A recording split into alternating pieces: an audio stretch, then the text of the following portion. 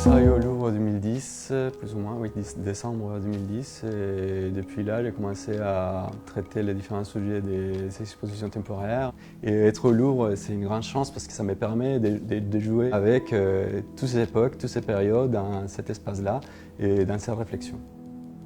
La petite galerie, c'est une salle d'éducation artistique. Ça change d'un sujet chaque année et cette fois-ci, ça m'a permis de rentrer dans un sujet où on essaye d'expliquer aux gens l'art d'une certaine manière à partir des œuvres. D'abord, je réfléchis comment on pourrait accentuer la visibilité de cette salle-là, comment on peut séquencer les différentes thématiques de mouvement et les diviser dans cet espace. On a commencé à réfléchir comment on peut mettre en valeur chaque sujet dans chaque salle.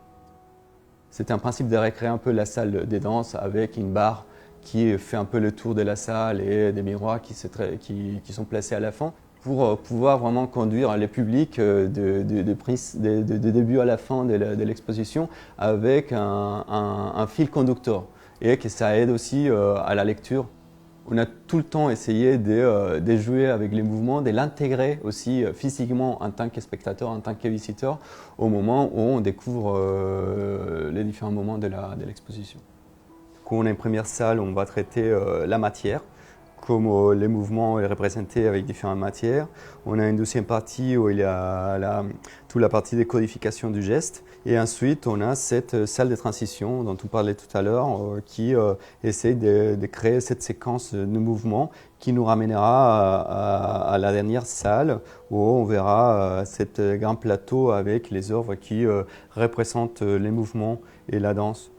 Pour nous, la petite galerie, c'est aussi une sorte de salle d'introduction pour venir découvrir après les musées. Au niveau d'accessibilité, pour cette version de la petite galerie avec l'exposition des corps en mouvement, c'était important de créer un peu tous les accès avec la même hiérarchisation. Pour les personnes handicapées, à mobilité réduite, il n'y a pas un groupe qui soit privilégié par rapport à l'autre. Je suis satisfait effectivement des résultats qu'on a eus. Et je trouve qu'il y a quand même une certaine sobriété, il y a quelque chose de doux et calme qui peut mettre en valeur des œuvres pour que les publics puissent comprendre. Et comment montrer mieux ces œuvres-là sans que la scéno devienne beaucoup plus important que l'œuvre. On a trouvé quand même un bon compromis pour mettre en valeur, mais en même temps laisser les œuvres parler pour elles-mêmes. Et j'espère que les publics soient aussi réceptifs et qu'ils les voient aussi de cette façon.